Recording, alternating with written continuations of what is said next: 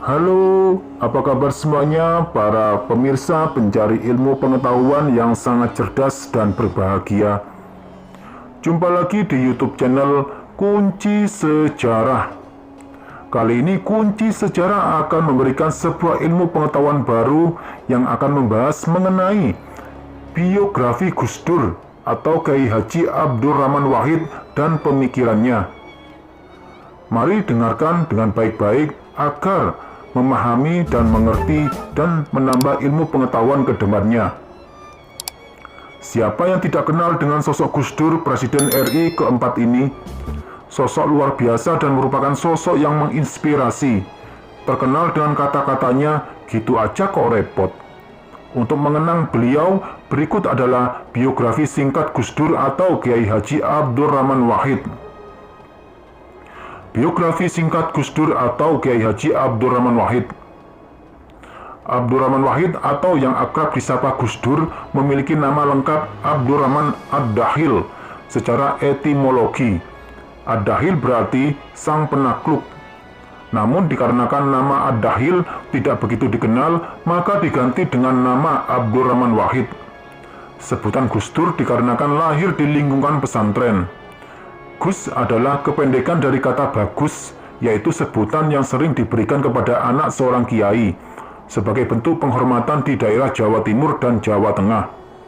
Gus Dur dikenal sebagai tokoh yang kontroversial dan berdedikasi tinggi terhadap penegakan hak asasi manusia atau HAM, pembela kaum minoritas. Sosoknya yang penuh teka-teki dan kontroversial sehingga pemikiran dan tindakannya sering disalahpahami oleh banyak kalangan. Kenali lebih dalam mengenai sosok Gus Dur berikut ini, yaitu Abdurrahman Wahid atau Gus Dur dilahirkan di Jombang, Jawa Timur 4 Agustus 1940. Gus Dur merupakan putra pertama dari 6 bersaudara. Ayahnya bernama Kiai Haji Wahid Hasim yang merupakan putra dari Kiai Haji Hashim Asy'ari, yaitu pendiri Jam'iyah Nahdlatul Ulama atau NU. Sebagai organisasi massa Islam terbesar di Indonesia dan sekaligus pendiri pesantren Tebu Ireng Jombang. Ibunya bernama Hajah Soleha, merupakan putri Kiai Haji Bisri Sansuri, pendiri pesantren Denanyar Jombang, Jawa Timur. Kakek Kiai Haji Abdurrahman Wahid atau Gus Dur dari sanad ibunya merupakan Rais A'am di Pengurus Besar Nahdlatul Ulama PBNU sebagai pengganti posisi Kiai Haji Wahab Hasbullah. Tahun 1949, ayah Gus Dur diangkat menjadi Kepala Menteri Agama pertama sehingga keluarga Wahid Hasyim pindah ke Jakarta untuk memasuki suasana yang baru. Setelah kepindahannya di Jakarta, berbagai tamu dari berbagai kalangan bertamu ke kediaman Wahid Hasyim. Hal itu menjadikan Gus Dur menambah pengalaman untuk mengenal dunia politik. Sejak kecil Gus Dur sudah terlihat memiliki kesadaran penuh untuk mengemban tanggung jawab terhadap Nahdlatul Ulama atau NU.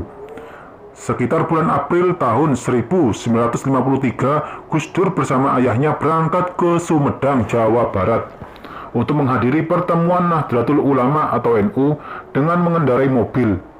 Akan tetapi di tengah perjalanan mengalami kecelakaan yang mengakibatkan ayahnya meninggal. Sebagai tokoh panutan para masyarakat Indonesia, Gus Dur sangat dihormati oleh banyak kalangan karena pengabdiannya kepada masyarakat, demokrasi, dan Islam toleran. Riwayat pendidikan Gus Dur atau Kiai Haji Abdurrahman Wahid. Setelah lulus dari sekolah dasar atau SD pada tahun 1953, Gus Dur dikirim oleh orang tuanya untuk belajar di Yogyakarta. Untuk masuk ke sekolah menengah ekonomi pertama atau SMEP Gowongan, sekaligus menetap di pesantren Krapyak. SMEP merupakan sekolah formal yang dikelola oleh Gereja Katolik Roma. Sekolah tersebut banyak menggunakan kurikulum yang sekuler, dan dari sekolah tersebut Gus Dur pertama kali belajar bahasa Inggris. Karena Gus Dur merasa kurang leluasa aktivitasnya selama berada dalam dunia pesantren, akhirnya Gus Dur meminta pindah ke kota dan menetap di rumah Haji Junaidi yang merupakan salah seorang pimpinan lokal Muhammadiyah sekaligus orang yang sangat berpengaruh di SMEP. Rutinitas kesehariannya setelah sholat subuh, Gus Dur berangkat mengaji ke Kiai Haji Maksum Krapyak. Pada siang harinya, Gus Dur sekolah di SMEP dan malam hari Gus Dur ikut berdiskusi dengan Haji Junaidi dengan anggota Muhammadiyah yang lain. Untuk meningkatkan belajar bahasa Inggris, Gus Dur tidak hanya sebatas memahami buku-buku yang berbahasa Inggris, akan tetapi berusaha menggali informasi dari berbagai mancanegara dan aktif mendengarkan siaran radio Voice of America dan BBC London. Saat seorang bernama Sumantri atau guru SMEP mengetahui Gus Dur pandai bahasa Inggris, Sumantri memberinya buku berjudul What is to be Done. Pada saat yang sama, Gus Dur telah mengenal Das Kapital, Karl Marx, filsafat Plato, Thales, dan lain-lain. Tamat dari sekolah tersebut, Gus Dur melanjutkan pendidikan ke pesantren Tegalrejo, Magelang, Jawa Tengah, pimpinan Kiai Haji Haudari. Gus Dur pun dikenal dengan ritual-ritual sufi yang mistik dengan bimbingan kiainya. Dari situlah Gus Dur sering melakukan ziarah ke kuburan-kuburan para wali yang keramat di Pulau Jawa. Pada saat pesantren, Gus Dur tidak pernah lupa membawa koleksi-koleksi bukunya sehingga membuat para santri yang lain heran melihat buku-buku bacaannya. Tak hanya itu, Gus Dur pun mulai menunjukkan kemampuannya dalam hal berbicara dan humor yang membuat santri lain terhibur dengan gaya bicara dan sifat humorisnya. Dalam kehidupannya di lingkungan pesantren, ada sebuah cerita yang menarik dari sosok Gus Dur pada saat acara imtihan yang diselenggarakan sebelum puasa Ramadan. Acara tersebut bertujuan untuk menyambut kelulusan para santri yang telah selesai menempuh pendidikan. Gus Dur membuat konsep yang berbeda dari acara-acara sebelumnya. Acara imtihan dibuat sedemikian rupa sehingga tidak kelihatan terlalu formal dan kaku. Gus Dur menyediakan konsumsi serta hiburan rakyat seperti tarian tradisional, gamelan, kuda lumping, jatilan, dan masih banyak lagi. Padahal di dalam dunia pesantren, hiburan rakyat semacam ini tidak biasa dilakukan atau dianggap tabu. Acara tersebut terselenggara atas ide Gus Dur di pesantren Tegalrejo. Setelah menghabiskan waktunya selama 2 tahun di pesantren Tegalrejo, Magelang, kemudian berpindah kembali ke Jombang dan menetap di pesantren Tambak Beras hingga Gus Dur berusia 20 tahun.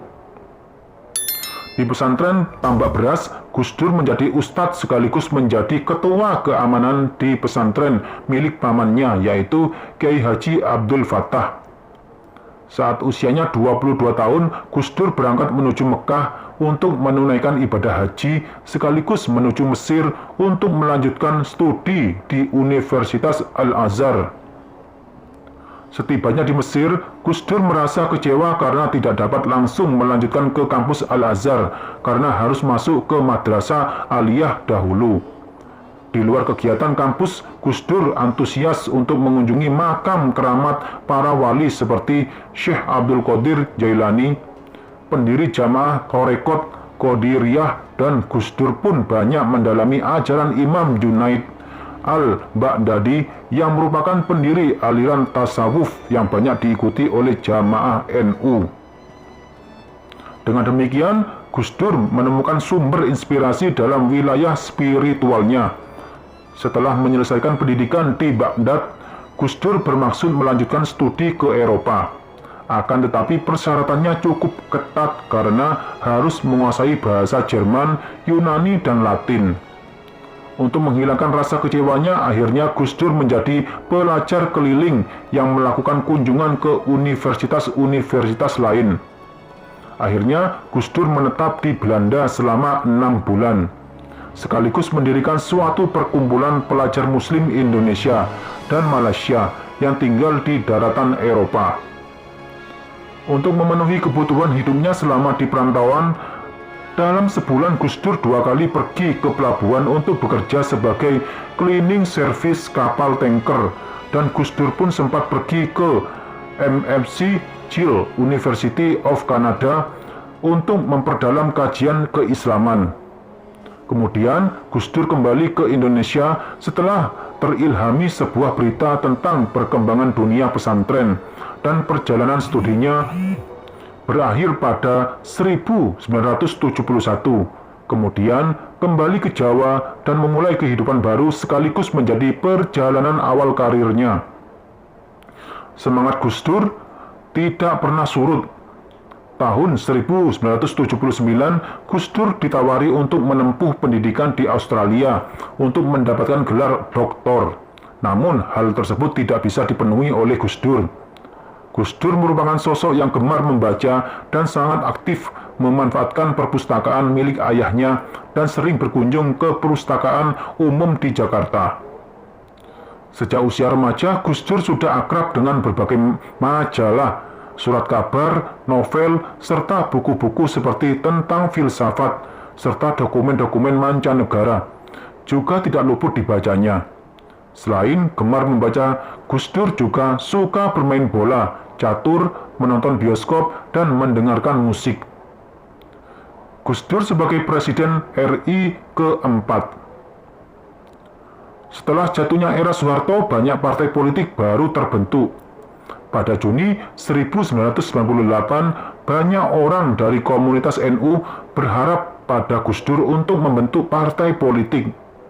Pada Juli 1998, Gus Dur mulai menanggapi ide tersebut karena menyadari bahwa partai politik merupakan satu-satunya cara untuk berjuang di dunia politik atau pemerintahan.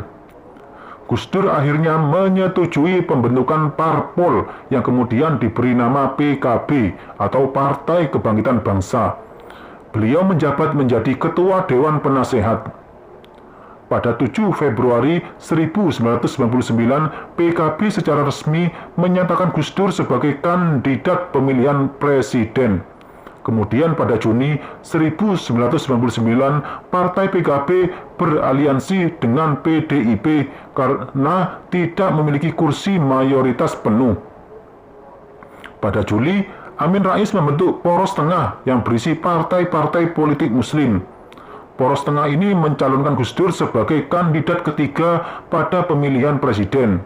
Hal ini tentu saja merubah komitmen terhadap PDIP. Pada 7 Oktober 1999, Gus Dur secara resmi dinyatakan sebagai calon presiden oleh Poros Tengah. Pada 19 Oktober 1999, MPR menolak pidato pertanggungjawaban Habibie dan ia mundur dari pemilihan presiden. Kemudian, Akbar Tanjung, Ketua Golkar dan Ketua Dewan Perwakilan Rakyat atau DPR, menyatakan Golkar akan mendukung Gus Dur.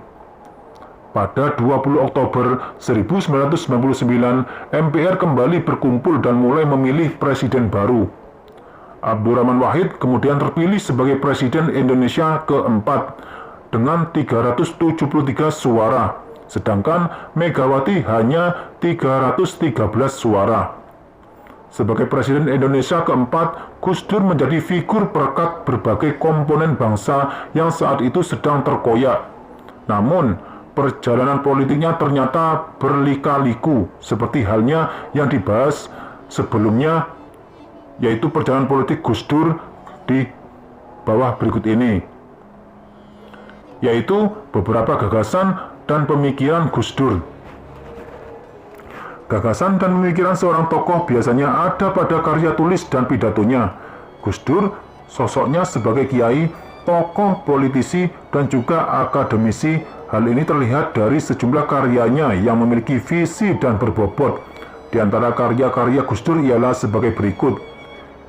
Yang pertama, buku Bunga Rampai Pesantren, salah satu karya Gus Dur. Pada buku ini Gus Dur menunjukkan rasa optimisnya bahwa pesantren dengan ciri-ciri dasarnya memiliki kemampuan yang luas untuk melakukan pemberdayaan masyarakat, terutama pada kaum tertindas dan termarginalkan. Bahkan dengan kemampuan fleksibelnya, pesantren dapat mengambil peran yang signifikan, bukan saja dalam wacana keagamaan tetapi juga dalam setting sosial budaya, bahkan politik dan ideologi.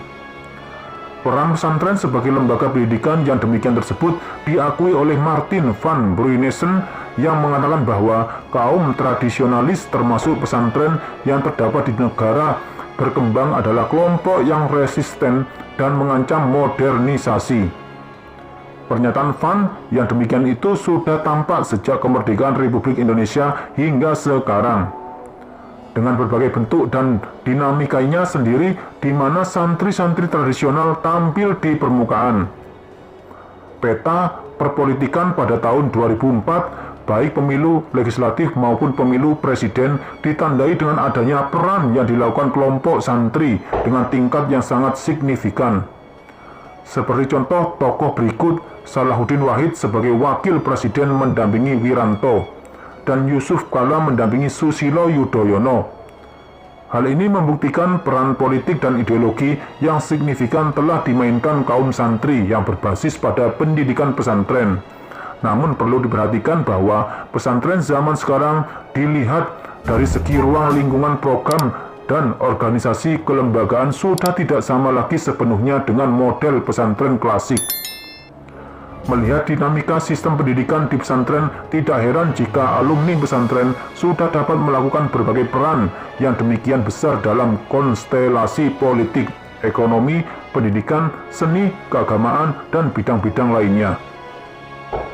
Lahirnya dinamika pesantren yang sedemikian rupa tersebut tidak lepas dari gagasan modernisasi dan dinamisasi pesantren. Gus Dur menginginkan terjadinya proses penggalakan kembali nilai-nilai positif yang telah ada dan melakukan pergantian nilai-nilai lama yang tidak relevan lagi dengan nilai-nilai baru yang lebih relevan serta dianggap lebih baik untuk menjaga eksistensi pesantren. Gus Dur juga menyinggung mengenai terjadinya kekacauan dalam sistem pendidikan pesantren.